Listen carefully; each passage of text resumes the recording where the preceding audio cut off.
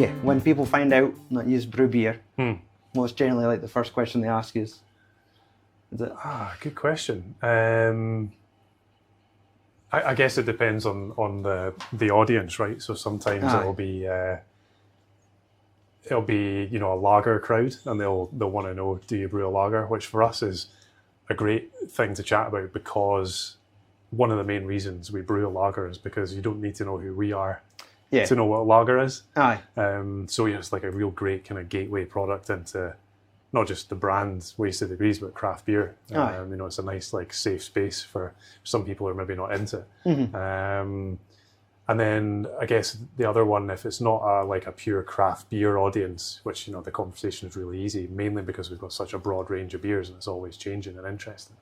The other one is usually, a traditional, real ale cask drinker. Yeah, so like your camera crowd. Yeah. Where, the first kind of thought they'll have is, what have you got that's an ale? And we've got an interesting story to tell there, and then in terms of how we produce our ale differently, or cask beer differently to a real ale brewery. But then also, we've again got the advantage in the range of beers that we produce of usually a fairly broad range of ABV. From I think last year it was 2.5 was the lowest and 10.4 was the highest. And everything in between. 10% one. 10.4 was a spruce stout. It was a barrel-aged spruce stout.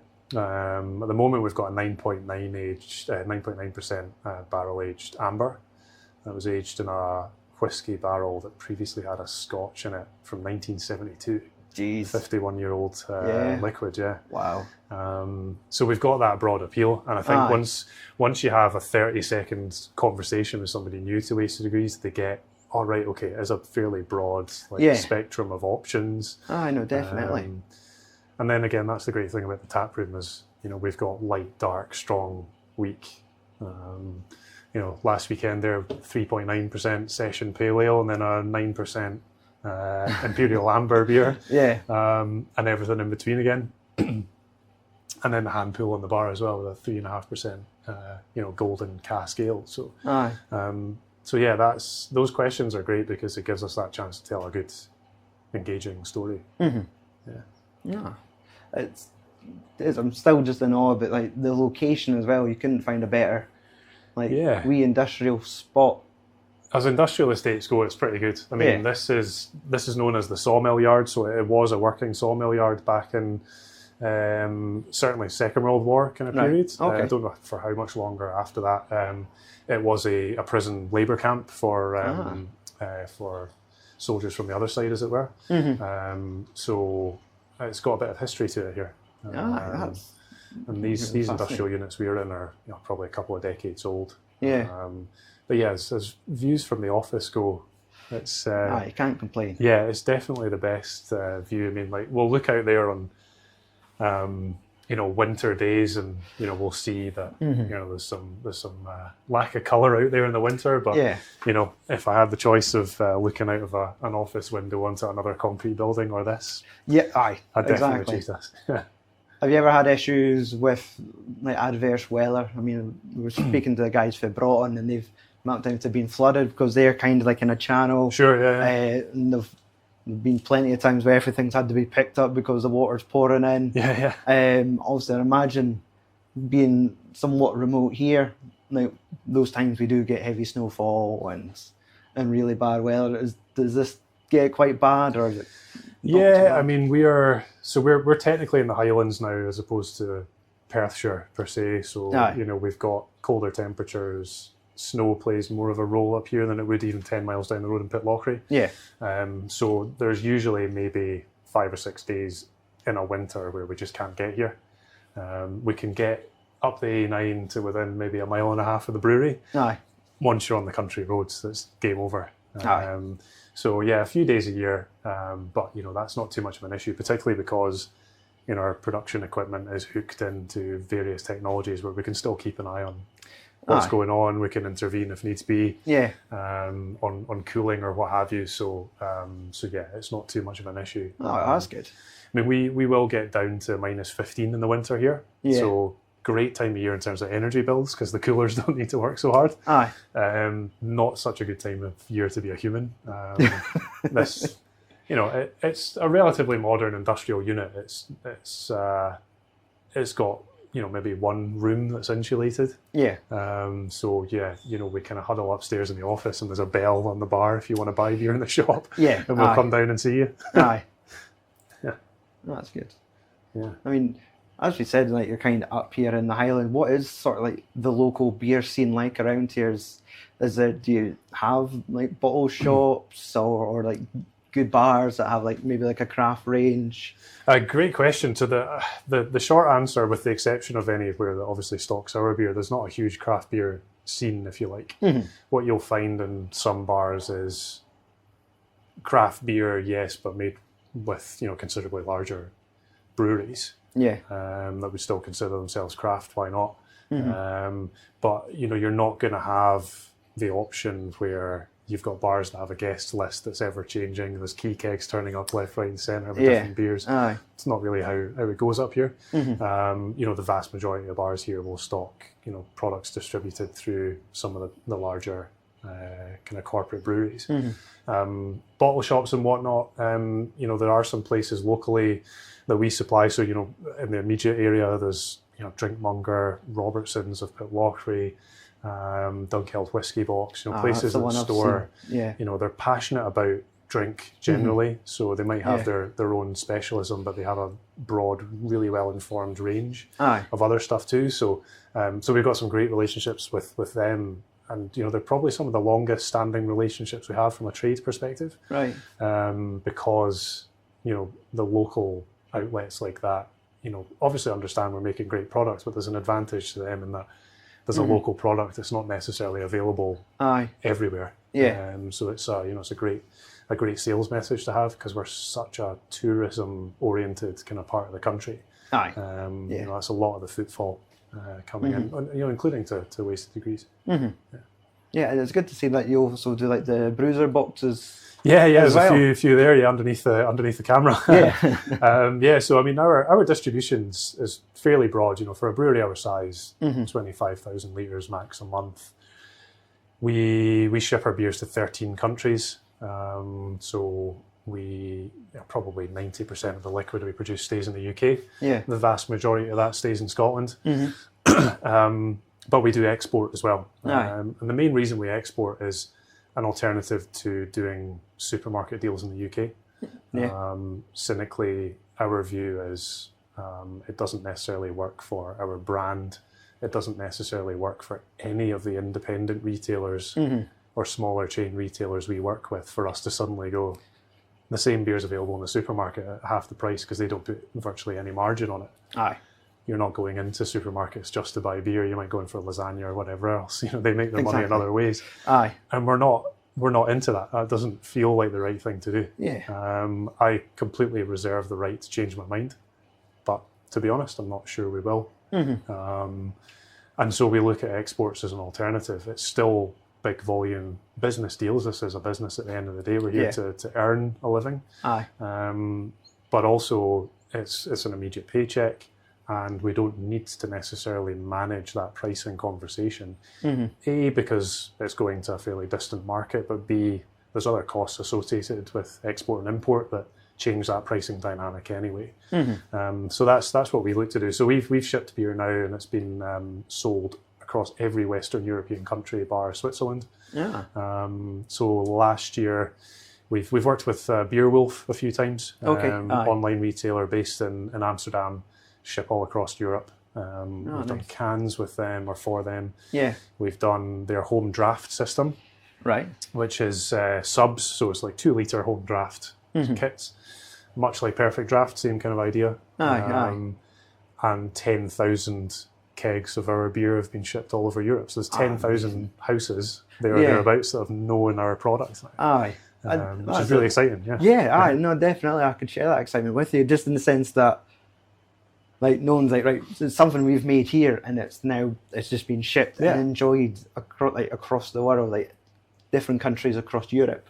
Like, our beers reached there. And, aye. It's super satisfying because, you know, if it's a cold winter's day and it's -15 and you have to think about where this stuff's travelling to, it's interesting to think about. I mean, you know, for us, it's fascinating because it doesn't happen every day of the week, but we will have people come here specifically to the brewery because they've tasted our bar in Barcelona, our beer rather in Barcelona. And they'll come here. They're definitely not planning to visit the UK just to come and see us, but they're going to incorporate that in, and it's just so nice to see people who've found us further afield.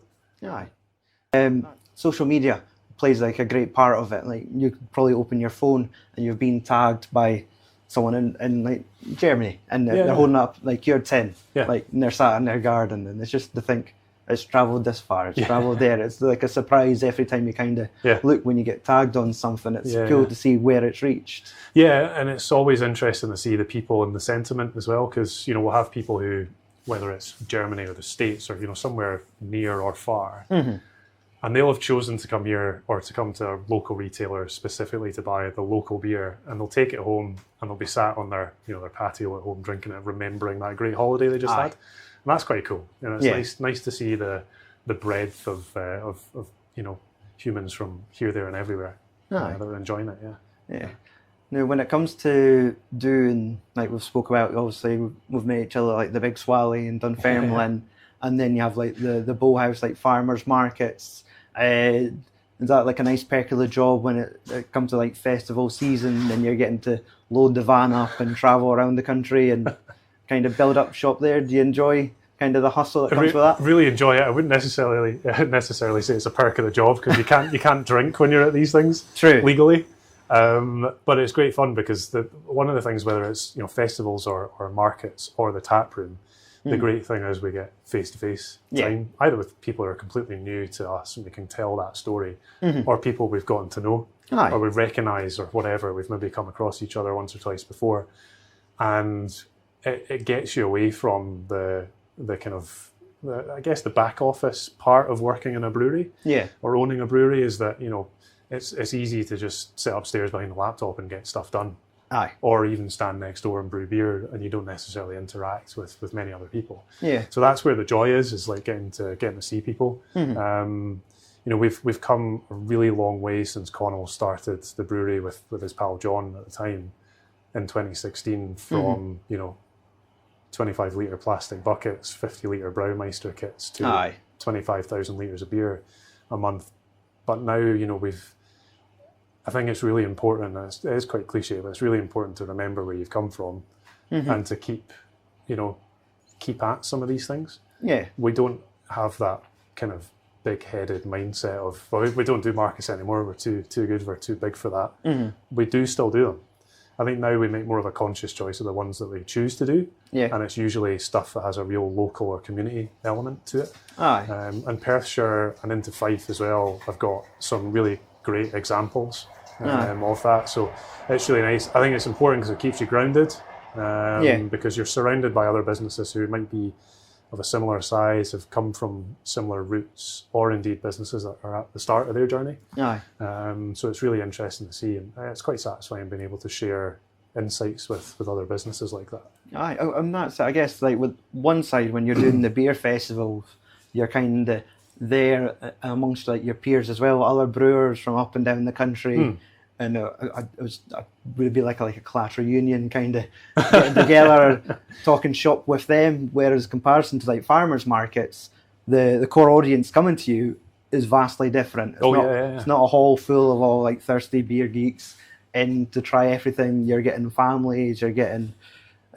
like retired pensioners just wanting out and to pick up the fancy rolls and and things like that, and then spot beer. And so I guess it's not two events are ever the same. No, that's really true. I mean, and again, it's the advantage of the range of beers that we produce is there's usually something for everybody. If you're an ale drinker, if you want an 80 shilling, okay, there it is. If you're just a lager drinker, then okay, there's an option for you. And that's the same with, aside from markets, with beer festivals, they are all very different. Big Swally is a cracking example where you've got, for the most part, a real beer geek audience, and they're into that variety, the quirky stuff, the strong stuff, etc. There are other beer festivals out there that are much, much more lager oriented. There's not a problem with that. I mean, we cater for all things. Yeah. But it is interesting, you get a real sense of what the drinking public is interested in. And, you're going to find those little nuggets of, people telling you those stories of, I came here today, I'm a lager drinker, but I've just tried your pale ale and I really like it. We're doing something right. And it's, that's sort of like some of the best compliments they get, where people's wandered outside their comfort zone. Yeah. And they're glad they've done it. Yeah, absolutely. So. Yeah. And that's the great thing about, and then, by design, the core range of beers that we have, lager's there as that gateway. It's a safe space. It's going to be approachable to commercial lager drinkers as well. It's a good stepping stone for folk to do, right, I'll start with that and then I'll venture out. Yeah. But I think that is it. Other than, we've seen like your announcements for the plans for the brewery in Pitlochry. Yep. Obviously that's going to be like really exciting to think about. I imagine there's been a lot of planning going into that. Yeah, so Connell and I, we started looking at the future of the brewery when I took a stake in the business together, because the two of us realised, we've got ambitions for it. We are not going to have the necessary amount of space in the brewery's current home where we're speaking from today. Yeah. So in the sort of 2.5 going on for 3 years now since that conversation kicked off, we've taken things really far forward in terms of what's next for Wasted Degrees. Last year, was probably the best example to date in the sort of 7 or 8 years of Wasted Degrees being in operation of growing pains and how we managed that, because last year we grew our production output by 75%, which is material, and we leased, looking down out the brewery here, 2 other warehouses to help us manage that growth. They're full now. We've had one of them for probably 6 months. We've had one for just over a year. And they're stacked to the rafters. They're completely full. So we do have that challenge. It's a great problem to have. It's the kind of problem most businesses we want. Exactly. We've got virtually no debt as a business. We build this with our own profit. Usually Connell and I, we don't pay ourselves a lot because we want to invest in the brewery.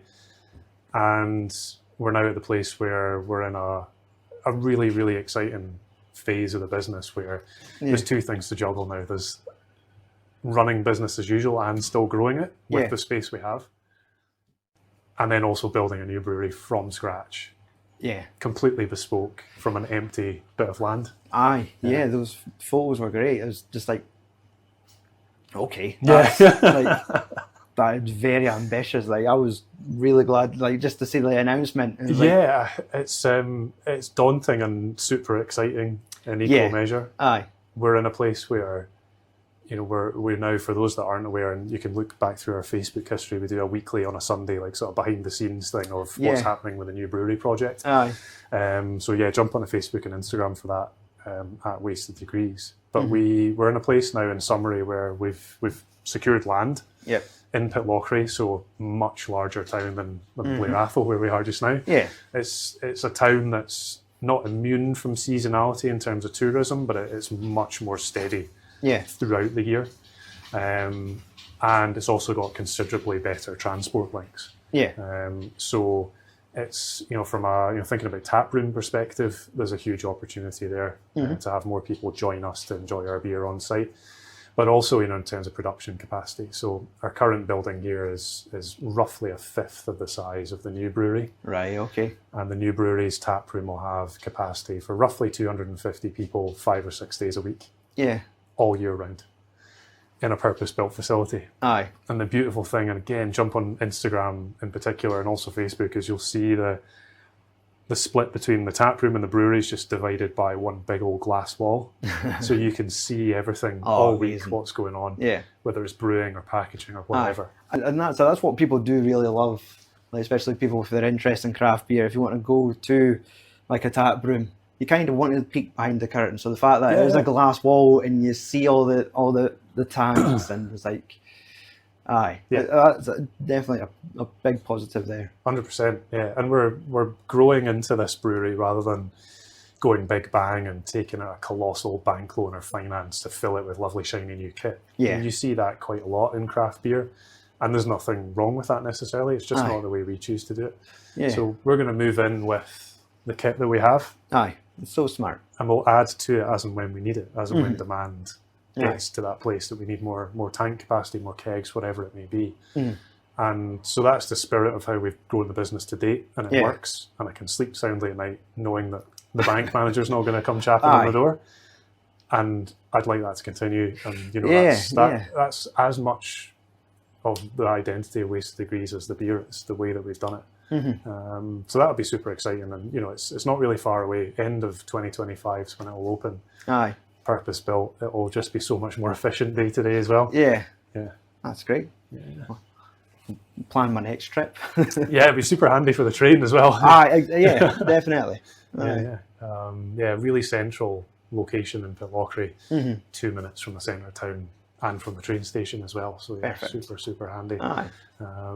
But for us, the idea is that, you know, we're kind of taking a model with us that we have here to a smaller scale than we will in Pitlochry, but it's similar to North American craft beer scene in that the vast majority of the beer you're going to pour is at your own taproom. Yeah. You know, we're not necessarily there to compete directly with local bars. You know, they've got their own thing going. We're just a different destination. It's much like a whiskey distillery and visitor experience. That's the idea that we're going for. It's as much about being there as it is consuming whatever it is we produce there.